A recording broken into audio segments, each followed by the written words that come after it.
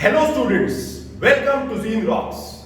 Geometry lecture series for standard 9 is going on. We are in practice set 2.2 sum number 4. Question number 4 says that in the figure given, ray BA is parallel to ray DE. It is given that ray BA is parallel to ray DE dash 1 reason G1. Okay, I am writing the solution. Angle C is 50, angle D is 100. Find angle ABC.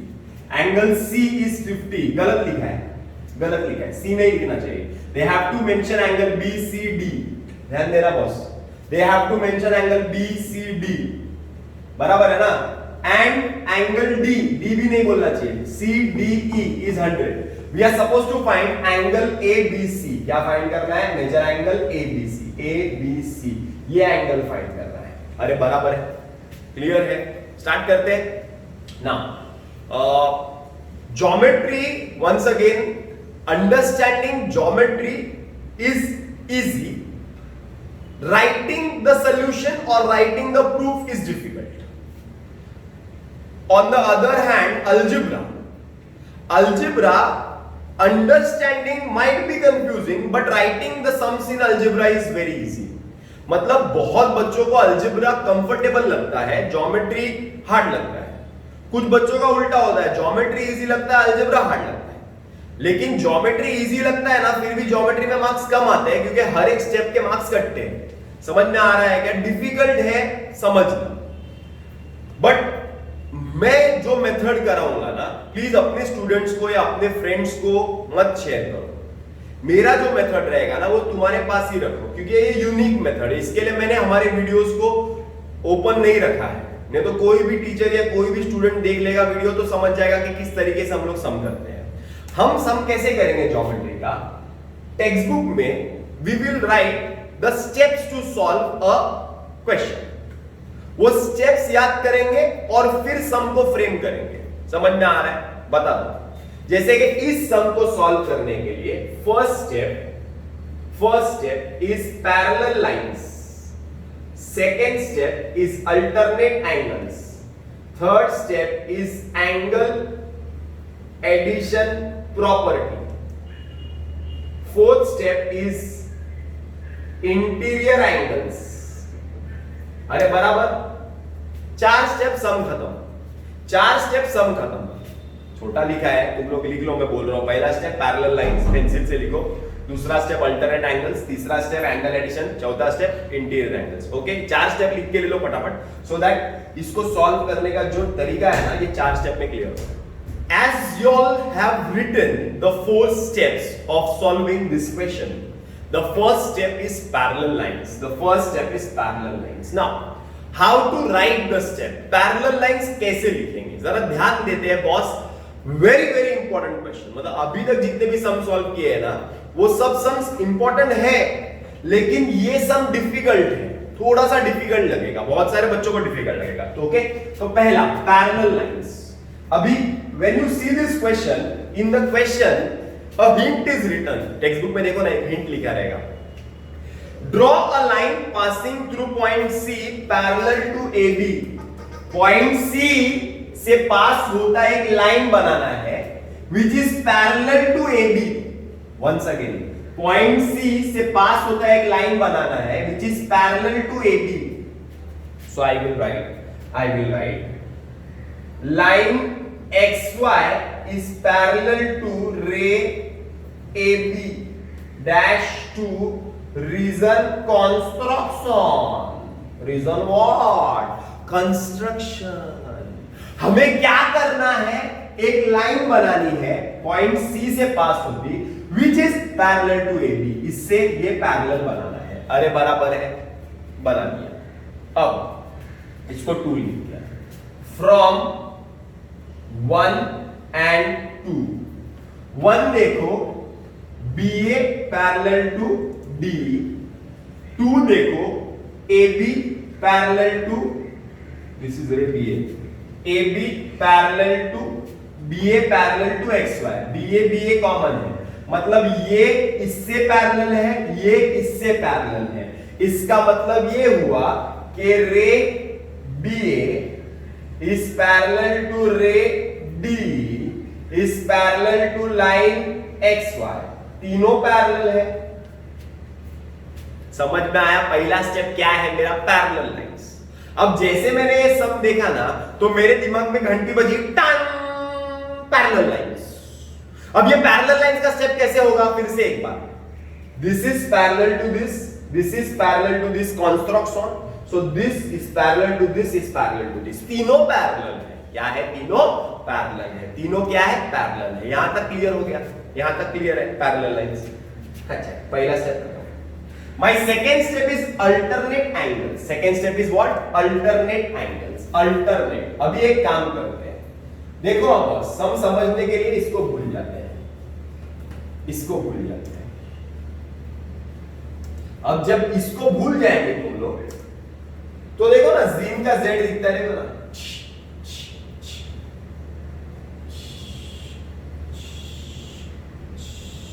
अरे बराबर है। This is 100, so this will be 100. Any problem?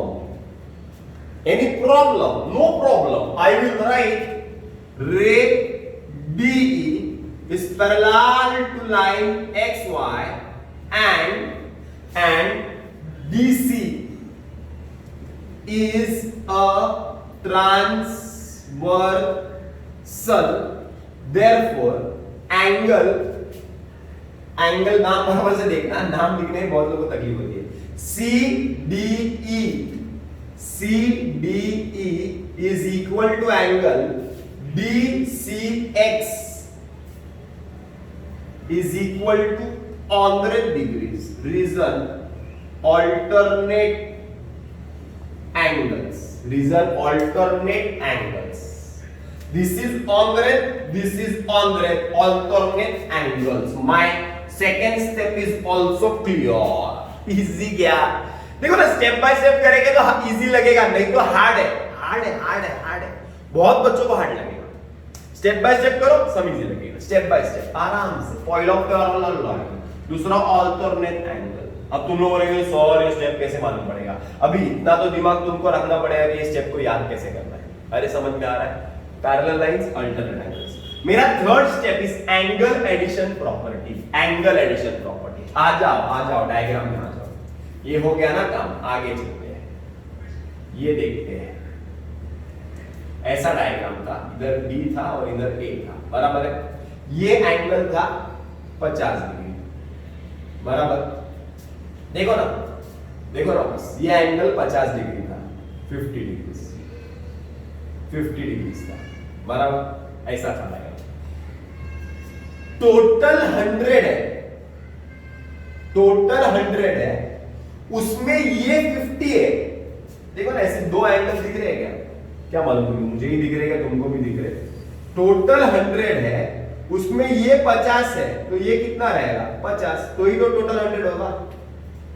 अरे समझा क्या मतलब? क्या step क्या है हमारा? Angle addition property. Angle addition property क्या बोलता है कि दो छोटे एंगल जब ऐड होते हैं ना, देन वी गेट अ बड़ा angle. When two smaller angles are added, then we get the larger angle. That means measure angle BCB plus measure angle BCX is equal to measure angle DCX. Once again, BCD छोटा, BCX छोटा is equal to बड़ा, BCX बड़ा। छोटू छोटू बड़ू, छोटू छोटू बड़ू, छोटू छोटू बड़ू। इसको क्या बोलते हैं? इसको बोलते हैं angle addition property. It is called as angle addition property. You add the smaller angle, you get the bigger angle. It is called as angle addition property. BCB is 50. BCX I don't know. This is 100. So I'll get angle BCX is equal to 100 minus 50. That is 50. That is 50. मेरा कौन सा step खत्म हो गया? तीसरा step खत्म हो गया, बस अभी last step. Okay, so the third step is clear, that is angle addition property. First step parallel line, second step alternate, third step angle addition property. Now my last step is interior angles. क्या last step है? Interior angles. Interior angles समझने के लिए देखो ना, diagram को मैं कैसे खत्म कर देता हूं. अब इंटीरियर एंगल समझने के लिए एंगल BCX मिला था 50, BCX मिला था 50. इंटीरियर एंगल समझने के लिए एक डायग्राम की जरूरत ही नहीं है, ये साइड नहीं चाहिए, बस यही चाहिए. अब समझते हैं. सबसे पहला, रे BA is parallel to line XY. ये दो पैरेलल लाइन है और ये बीच में ट्रांसवर्सल है. And seg BC is a transversal. अरे बराबर ट्रांसवर्सल है. Therefore देखो ना, ये दो पैरेलल लाइन है, उसके बीच के दो एंगल है. देखो ना, ये एंगल और ये एंगल, दोनों का टोटल कितना होगा? लाइन पैरेलल है, टोटल कितना होगा? 180. लाइन पैरेलल, टोटल कितना होगा? 180. बराबर ना. Therefore measure angle BCX plus measure angle ABC is equal to 180. Reason interior angles. BCX कितना है? 50. ABC कितना है? नहीं मालूम है. Is equal to 180. Therefore measure angle ABC is equal to 50 उधर गया तो 180 minus 50. So angle ABC is equal to 30. Angle ABC is equal to 130. अरे समझा? शायद यही फाइंड करना. This is sum number 5. In sum number 5, it is given that in the figure, ray AE is parallel to ray BD. AE is parallel to ray BD. I will write proof. Ray AE is parallel to ray BD. Reason is given. बराबर है? Now further it is given that ray AF is a bisector and ray BC is a bisector. AF is a bisector of angle BAE by and BC is a bisector of angle ABD. अरे बराबर ना. We are supposed to prove that ray AF is parallel to ray BC. AF is parallel to BC. AF is parallel to BC. AF is parallel to BC. ऐसा prove करना है. अरे बराबर है. सबसे पहले when you start this type of question you have to write the given. Given में क्या करो मालूम है क्या? बहुत सारे टीचर्स गिवन लिखने में कंफ्यूजन करेंगे. हम लोग क्या करेंगे? गिवन लिखेंगे और पूरा क्वेश्चन कॉपी कर देंगे. टू प्रूव दैट छोड़ेंगे. फिर नीचे लिखेंगे टू प्रूव दैट. बराबर है. फिर स्टार्ट करेंगे प्रूफ. अरे बराबर है. अब प्रूफ लिखने के लिए मेरा मेथड याद है ना? स्टेप्स. मेरा मेथड है स्टेप्स. स्टेप्स के अंदर सबसे पहला स्टेप लिखो फटाफट लिखो. पहला स्टेप लिखो बाइसेक्टर. सेकंड स्टेप लिखो बाइसेक्टर. थर्ड स्टेप लिखो अल्टरनेट एंगल्स. फिर लिखो अल्टरनेट एंगल टेस्ट. फिर से एक बार बोलूं. पहला लिखो बाइसेक्टर, फिर लिखो बाइसेक्टर, फिर लिखो अल्टरनेट एंगल्स, फिर लिखो अल्टरनेट एंगल टेस्ट.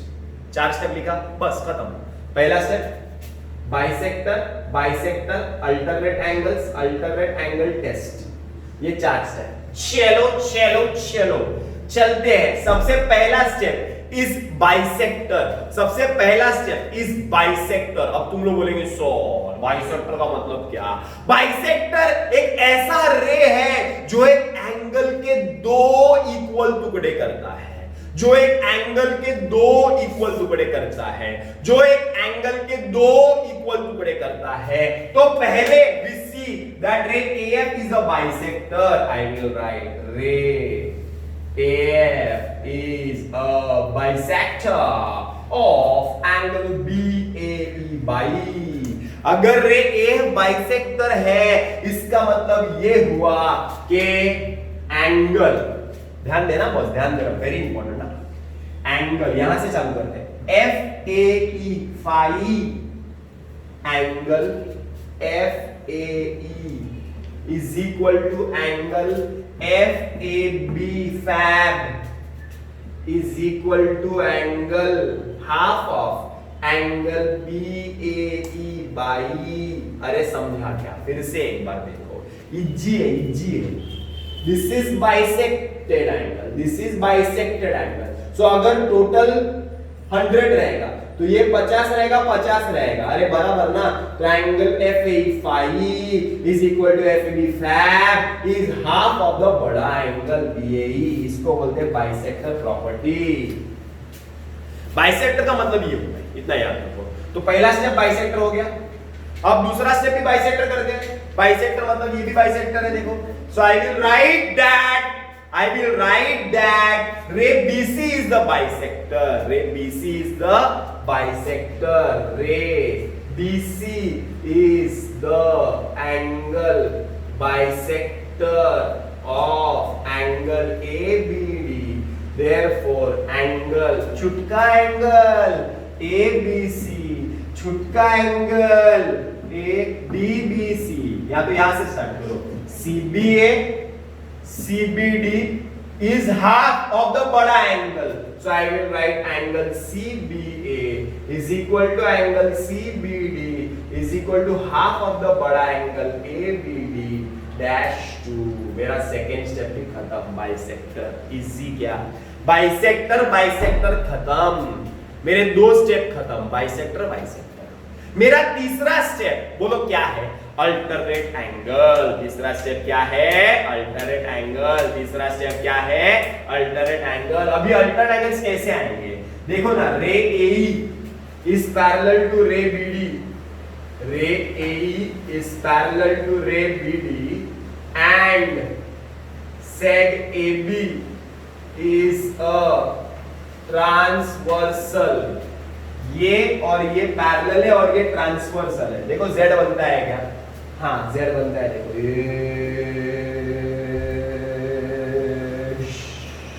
मतलब ये एंगल और ये एंगल इक्वल रहेगा।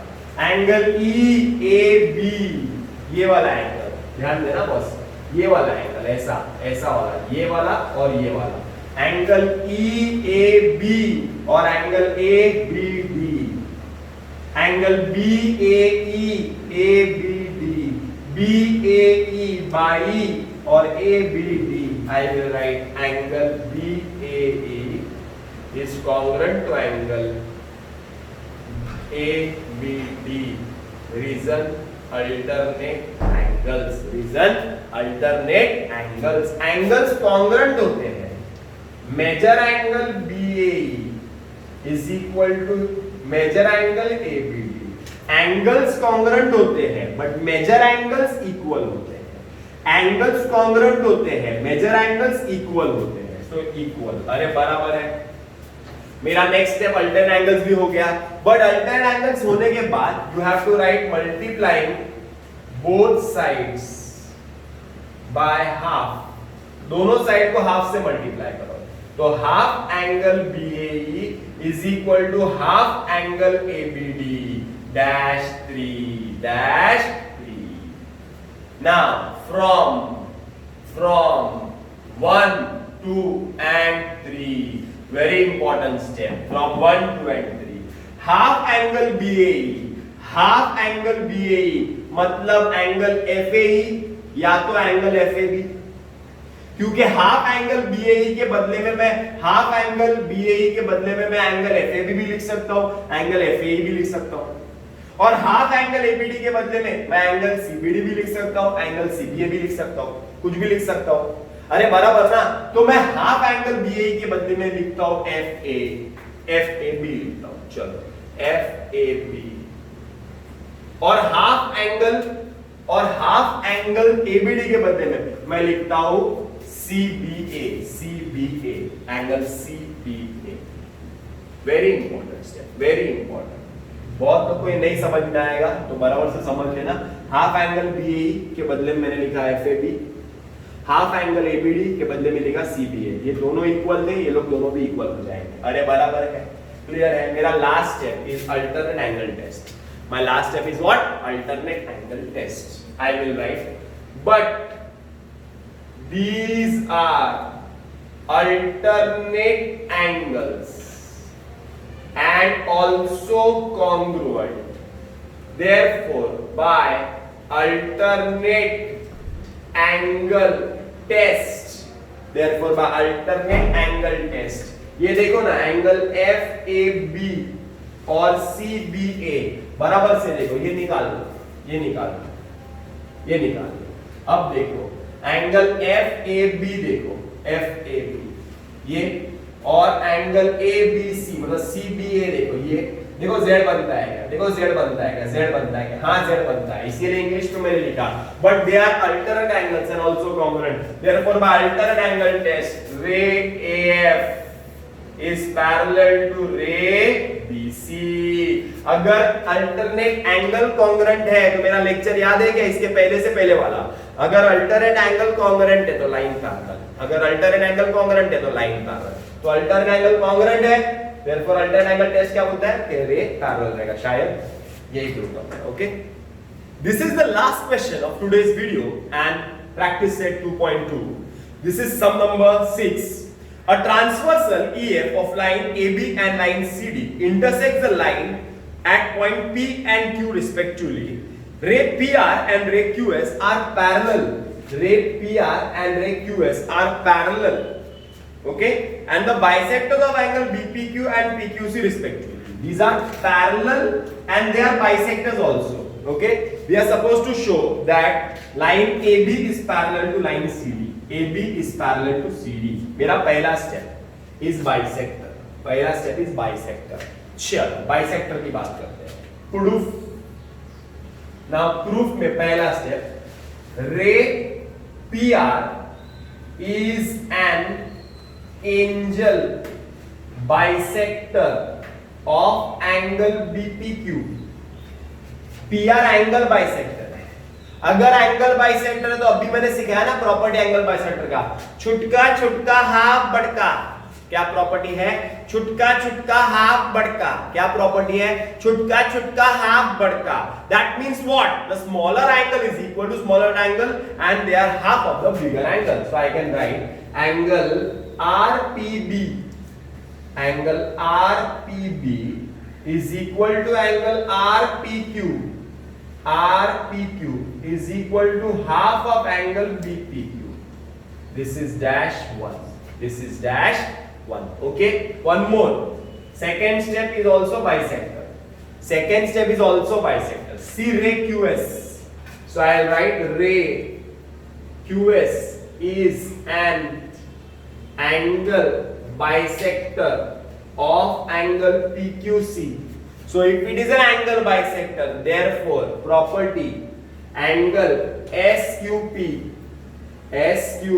is equal to angle SQC is equal to half angle PQC dash 2 dash 2। अरे समझा क्या, प्रॉपर्टी समझ में आ गई, बाइसेक्टर प्रॉपर्टी समझ में आ गई, इजी है, इजी है, अरे बराबर है। आगे चलते हैं, मेरा next step is alternate angles. My next step is what, alternate angles. My next step is what, alternate angles. Now how to get the alternate angles? Alternate angles लेने के लिए लाइन पैरेलल होना जरूरी है, याद है ना। alternate angles कब होते हैं, जब लाइन पैरेलल होती है, और alternate angle टेस्ट क्या बोलती है, जब एंगल्स इक्वल है तो लाइन पैरेलल होगी, अरे बराबर है। तो what are alternate angles? alternate angles के लिए लाइन पैरेलल होना जरूरी है, तो कुछ पैरेलल है क्या यहाँ पे, हाँ पैरेलल है। रे PR is parallel to ray QS. PR is parallel to QS and seg PQ is a transversal. PR is parallel to QS. PR QS से parallel है, parallel है तो देखो Z बनता है क्या, Z बनता है क्या,